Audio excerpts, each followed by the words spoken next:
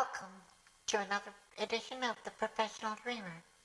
I'm your host, Jennifer Warren, and if you're not a dreamer, you're probably a fascist. So let's dream a little together, shall we? You know, the fact that 4 top-flight Washington lawyers have either been indicted or are under investigation doesn't seem to bother the Republican-controlled Congress. Not one scrap of legislation to slow down the ever-growing influence industry in Washington has even been suggested by Republicans.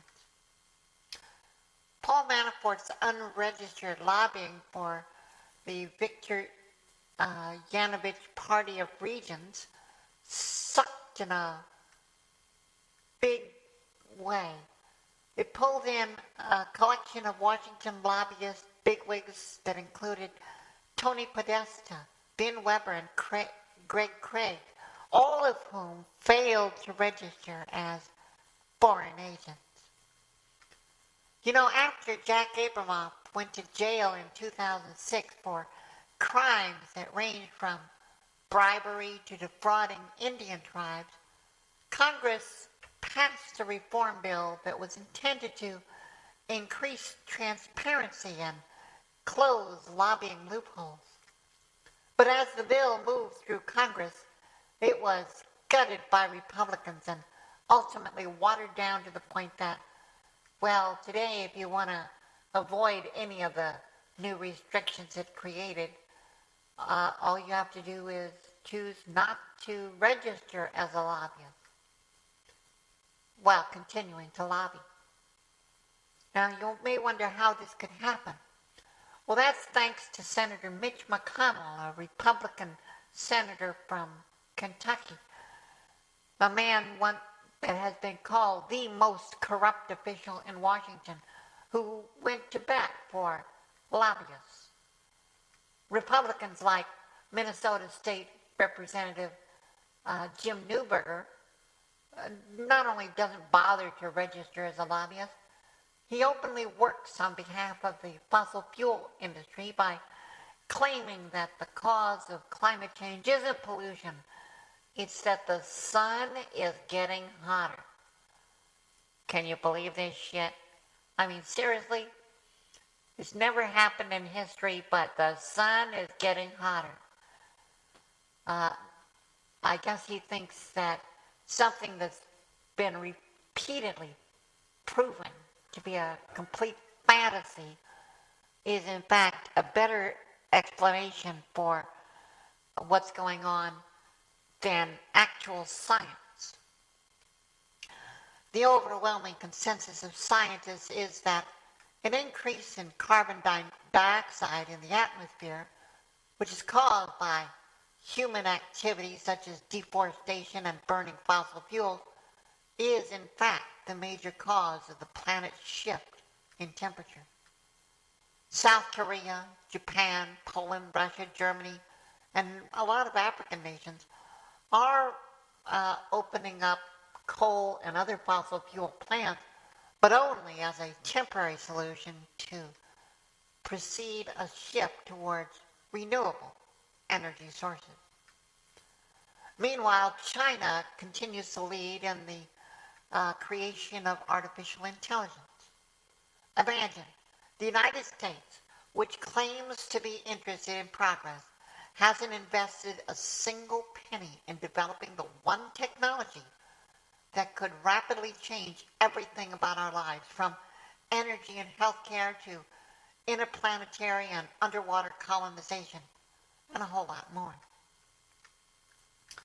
You know, The Manchurian Candidate was a film that was about a plot to put a vice president in the White House by shooting or in some other way getting rid of the president.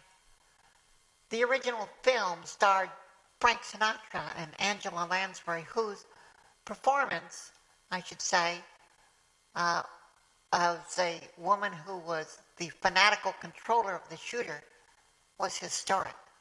I don't know if she got an Oscar or not, but she should have. She was incredibly insane as a fanatic. The term Manchurian was chosen to avoid anybody pointing the finger at Russia. China was, in the film, the evil empire that was behind the shooter. A shooter they had programmed during his incarceration in a prisoner of war camp in or near Korea. This is very similar to a book that came out about the same time called Brainwashed, which was all about the practice of using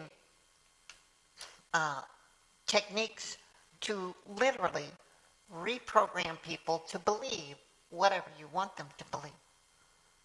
It was done extensively in Korean prisoner of war camps. It should probably be noted that then President John F. Kennedy was consulted by Sinatra prior to making the film, as there was concern that he might see it as a threat. Kennedy, of course, had no problem with the subject matter and approved it. Oddly enough, Lyndon Johnson wound up becoming president as a direct result of Kennedy being shot by a fanatic who had spent a great deal of time in Russia, where he met and married a Russian woman. Lyndon Johnson, who chose not to run again, despite his huge popularity among northern states, opened the door for Nixon to step into the White House. It's believed that, well, at least by a lot of people, that LBJ was concerned about massive losses due to having pushed for the Civil Rights Act, which, among other things, ended the practice of having whites-only bathrooms and water fountains, a practice which Southern politicians have been trying to restore in some fashion ever since. Yes, it is why the infamous bathroom bills were passed to discriminate against anybody they could. During Nixon's time, ecological catastrophes became so bad that there was a river that actually caught fire because of pollution. And prior to his finally agreeing to support the Clean Air and Clean Water Acts, which created the modern-day EPA that Republicans hate, Nixon, along with the rest of Republicans, did all they could to find excuses why clean air and clean water was not a priority. It's no surprise that Republicans want it defunded and destroyed, but they have Trump in their corner to do it now. You know, oddly enough, if Trump was supported by China, then he'd be doing an incredibly shitty job. But for Russia and the fossil fuel industry, he is the perfect puppet. Fossil fuels, of course, are more of a problem than simply ecological. Technological unemployment is a growing issue. Robots that replace human jobs are projected to rise in number to upwards of 3 million within the next few years. And that doesn't include, sadly, the impact of self-driving cars. So as you probably know, the only thing that prevents self-driving cars from taking over most, if not all, transportation jobs has been legal barriers. Legal barriers which Republicans have been happily working to get rid of. Large transportation companies have been lobbying heavily for the removal of those legal barriers. Now, I'm both in favor of the removal of those legal barriers, and I'm also opposed to them. I'm in favor because self-driving cars will have fewer accidents than human-driven vehicles. But I'm opposed because, as you know, this also means a 40% reduction in transportation jobs. Now, since transportation-related jobs account for the majority of employment in 29 states, this is going to increase unemployment by, well, up to at least 40%. to give you some perspective, the unemployment rate during the Great Depression was only 30%, not 40%. But we hear, as a solution to this, Trump citing what he calls beautiful, clean coal, quote unquote, something that does not and never has existed. But one thing Trump fails to mention is the fact that the introduction of machines will not just be for driving vehicles, it will be for automating the process of digging coal mines. Coal miner unemployment has dropped by over 30% since the introduction of machines, which can do the same jobs. Increasing the use of coal will not restore the jobs, it'll only continue to pollute the atmosphere. A far better approach would be to train coal miners and other fossil fuel workers in how to install solar panels and bladeless windmills. Yes, they do exist.